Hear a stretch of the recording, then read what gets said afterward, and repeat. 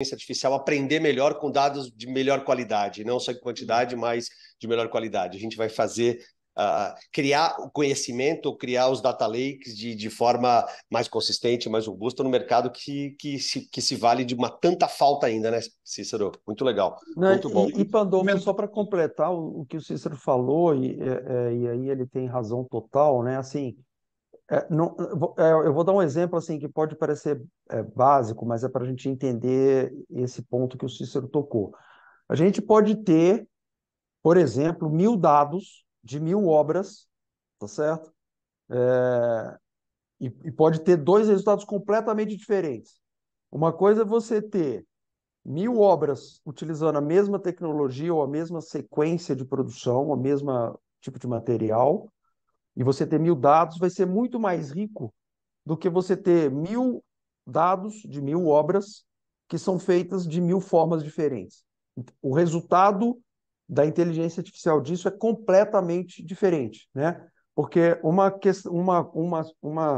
aprofundamento da inteligência artificial é o machine learning, né? E a máquina ela vai aprender a partir de padrões e de repetições, né? De forma massiva. Então, a velocidade com que a gente vai avançar é exatamente na velocidade com que a gente consegue ter padrões, coleta de dados, mas além da coleta de dados, padrões de execução. Obviamente que nós vamos caminhar para um mundo que, em algum momento, a máquina vai conseguir pegar essas 1.000 obras diferentes e talvez propor, medir resultado, falou, cara, o melhor jeito de fazer é o 995, né? Mas a gente ainda está distante disso. Mas até para ela fazer isso, ela precisa ter uma base de dados tão gigantesca para poder realmente propor, entender e aplicar as melhores soluções. Então, é só um exemplo do que o Cícero está falando. Os desafios são, primeiro, coletar dados. Beleza. Então, já é um problema para a gente no Brasil, porque a gente é extremamente fragmentado, não tem cultura de coleta de dados, não tem muitos experts em database, né? Então a gente forma pouco isso. E a cultura das empresas não é de estruturar isso, né? Esse é o primeiro. O segundo é, além de coletar dados, a gente tentar fazer padrões de execução nas coisas, que é o que o Cícero está falando, né? Se a gente não sabe ainda o que vem primeiro numa obra, e cada obra você tem que rediscutir isso, a gente vai retardar o processo. Não é que a gente não consegue fazer, a gente retarda o processo de aplicação de inteligência artificial. Então, é só para ilustrar aí o que ele está falando. Perfeito, perfeito, né? Muito legal, muito legal. Dando seguimento aqui ao nosso roteiro, para a gente não estourar muito o nosso tempo final aí, né? E tentar fazer a cobertura legal do nosso podcast. Né? Léo, eu conheço um pouquinho a tua história, né? Tua história empreendedora, né? E os teus incômodos que lá atrás, né? Te mobilizaram aí a conhecer um pouquinho, se aprofundar aí no mercado de inovação, de empreendedorismo, rumo aí às Constechs e PropTechs, no mercado talvez de uns 5 anos mais ou menos, né, onde o pessoal estava começando a falar, né, onde a palavra Constech era muito novidade ainda, né. Então, Léo, eu queria que você falasse um pouquinho aí da tua jornada empreendedora aí, contextualizasse aí o nascimento da Potato lá atrás, né, e o que a Potato está aprontando hoje. Bom, Padolfo, assim, eu tive, obviamente, a minha vida executiva o tempo todo, minha vida profissional foi sempre do lado executivo, né, até 2015, aproximadamente. E dentro da vida executiva, participando de uma grande organização, eu sempre fui muito irrequieto, muito crítico dos modelos de negócio, da baixa permeabilidade que a inovação tinha dentro do setor. As coisas eram, como a gente sabe, né, está melhorando, mas ainda são muito artesanais, muito one-on-one, caso a caso, tailor-made demais, até pela natureza do setor, né? Você vai fazer um prédio, você quer fazer uma coisa específica e tal, mas assim, o prédio não precisa ser igual, mas a forma como você projeta e você constrói, sim, você pode fazer repetição. Então, eu sempre fui muito crítico, tinha várias dores enquanto executivo de grandes empresas, eu listei essas dores, falei, putz, isso aqui a gente precisava resolver, né? E quando eu saí, a forma que eu imaginei, o que eu achei de continuar sendo questionador e tentar contribuir para mudar um pouco a forma como as coisas foram feitas, é entrar nesse mundo de inovação. Eu fui buscar conhecimento, eu fiz um curso de transformação digital no exterior que foi um marco para mim, né? E a partir disso eu falei, poxa, essas dores aqui que eu cito, como é que eu posso ajudar com isso aqui, a resolver esses problemas? E a gente fundou a Potato com esse propósito. Então, o propósito da Potato é fomentar, ajudar, investir, mentorar, aconselhar empresas e startups que tenham como propósito transformar, usar a tecnologia para transformar a cara do nosso setor, né? E assim foi. E hoje, se a gente pega, olhando para trás, várias das iniciativas que hoje a Potato investe tem alguma relação com aquela lista de dores. Então, por exemplo, eu sentia muita falta de dados estruturados no setor, né? E aí a gente conheceu aí o pessoal da DataLand, investimos, ajudamos a construir, que é uma empresa que aplica ciência de dados ao setor, não só ao setor, hoje está em outros setores também, mas que pretende resolver isso.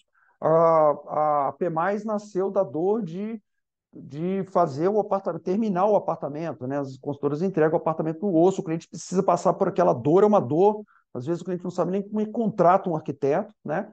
Então, a Potato, de alguma forma, começou a olhar para esse mundo, foi super legal porque a gente encontrou pessoas que tinham o mesmo propósito, né? O Fred, o Rodrigo, que são os fundadores, o Pandolfo está com a gente, você também está com a gente desde o início aí, né? O Pandolfo também sempre foi muito ligado a esse mundo, e com isso a gente começou a construir realmente o que é a Potato hoje, né? Então você fala, o que que a Potato está aprontando, né? A Potato, ela está ligada em tudo que está acontecendo. A gente hoje já conversou com mais de 1.000 startups do setor, né?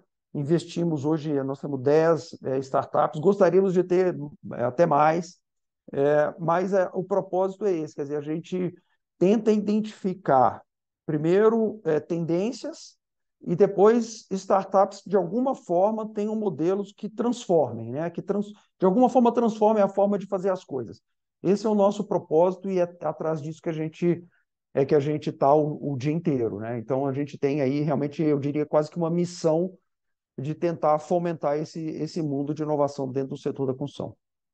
Muito bom, Léo, obrigado. Obrigado. Bom, uma das iniciativas aí que a gente teve chance de conhecer aí ao longo dessa jornada aí, né, em uma fase bastante embrionária aí, foi a ConstruFlow, né? Então a ConstruFlow, ela veio aí ainda numa fase bastante embrionária, aliás, isso é uma das teses da Potato, que é olhar early stage, né, estágios bastante iniciais aí das empresas, dos negócios, né? Então, na Potato aí, eu entendo, Léo, que a gente está olhando aí bastante o chamado early stage aí, onde a gente tem ainda dores identificadas, mas às vezes a gente não tem produtos validados, a gente ainda não fez os MVPs, a gente não tem as POCs resolvidas, etc, né?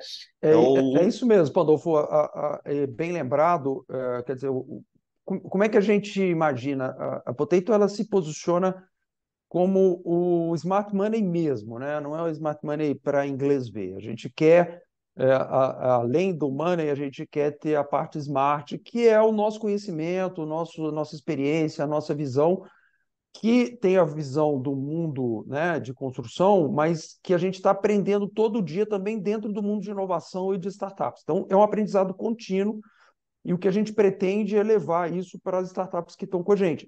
E o early stage é onde a gente consegue fazer isso de uma forma, na nossa opinião, mais, vamos dizer assim, com mais resultados concretos, fazer onde mais diferença, né, realmente Léo? onde o smart de fato faz mais diferença. Não que em outros estágios não possam ter pessoas, obviamente, que ajudem, né? Mas a partir do momento que a startup já está numa fase de scale-up, os desafios passam a ser outros Sim, desafios, né? sim. Sempre tem o desafio de POC, de como é que eu go-to-market, de growth e tal, mas você começa a ter uma pegada um pouco mais de empresa. Então, a gente pode continuar contribuindo, principalmente em governança, mas talvez aquele conhecimento específico de design de produto, de buildagem, talvez naquele momento a startup não está precisando. Então, o early stage é exatamente porque a gente acredita que nessa fase a gente pode contribuir mais. Nem sempre a gente consegue, mas pelo menos esse é o propósito, tá Esse é certo? o propósito. Pelo menos se tenta, né, Léo? Isso é muito bacana, muito legal.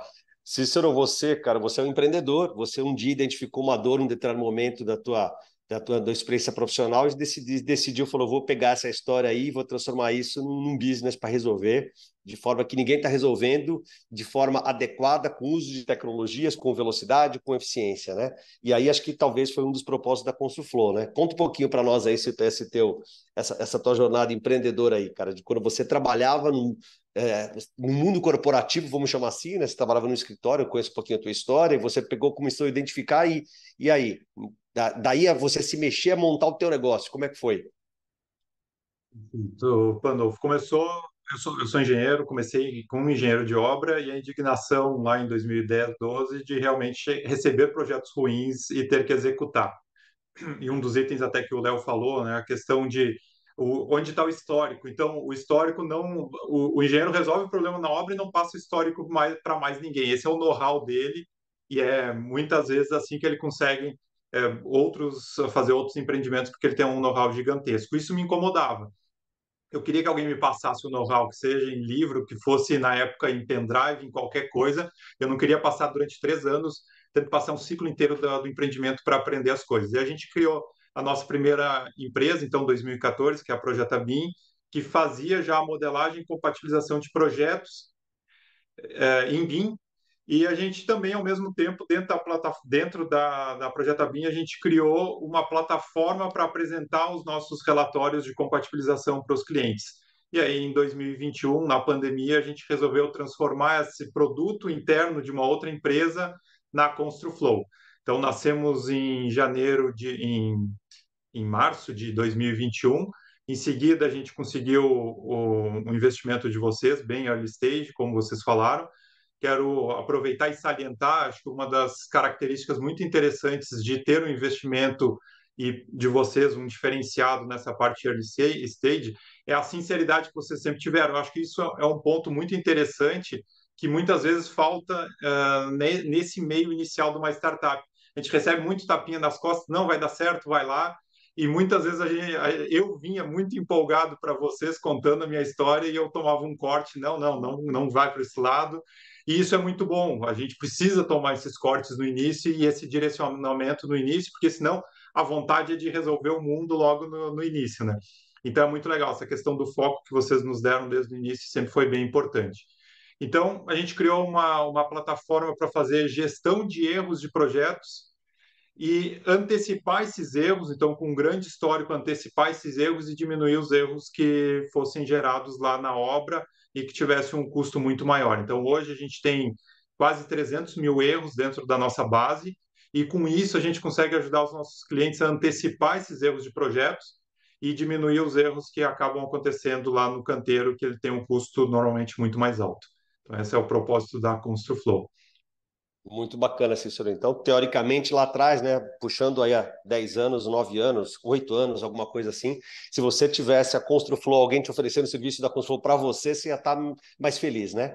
Você ia conseguir fazer obras Isso para mim é melhores, com óbvio. menos erros, né? Você ia estar mais feliz. Isso. Então, uma dor que te afligia lá no passado, você decidiu enfrentar e como contribuir para resolvê-la, né? Muito bacana. Parabéns, Cícero. Isso A aí. gente tem acompanhado a tua jornada aí, tá acompanhando a tua luta aí, mês após mês aí. Muito bacana. Parabéns. A gente tem, quando a gente fala em inteligência artificial, voltando um pouquinho para o tema aí do nosso podcast de hoje, da Potato Valley, a gente tem algumas questões também que poderiam parecer secundárias, mas rapidamente elas se mostram super importantes, né? Que basicamente é segurança de informação, ética, compliance, né? Então, como o Léo disse, né? A gente tem a questão da disponibilização de informação em volume, né? Então, disponibilização massiva de dados, né? E a gente acaba coletando dados, né, através por exemplo, de sensores, né, do uso da AIoT, né, por exemplo, né, tem uma interface super grande lá também com a questão de coleta de dados, como o Léo falou, né, que pode estar embarcado em máquina, pode estar embarcado em câmeras, em imagens, por exemplo, etc., né, mas a gente começa a ter essas questões de forma cada vez mais presentes aí. Léo, queria começar contigo esse tópico aí, né? Que é um tópico super sensível, né? Então, as oportunidades elas carregam problemas aí que a gente talvez não está sabendo ainda ou não sabe muito bem o que vai enfrentar e como resolver, né? O que você acha que isso pode Com dar? certeza. Então, Rodolfo, é um tema que a gente, como tudo é muito novo, né, principalmente para a gente aqui no Brasil, de uma forma geral no setor, né, da construção, a gente às vezes está preocupado em coleta e estruturação de dados, mas a gente ainda não tem a devida visão do risco que isso pode trazer e de que a gente pode fazer para nos prevenir. Então, assim, no mundo que a gente vê aí, crime cibernético o tempo todo, hackeamento de dados e tal, as empresas que estiverem à frente nisso, aqui estão à frente, já estão pensando nisso, porque os problemas que podem advir disso são grandes. A gente não consegue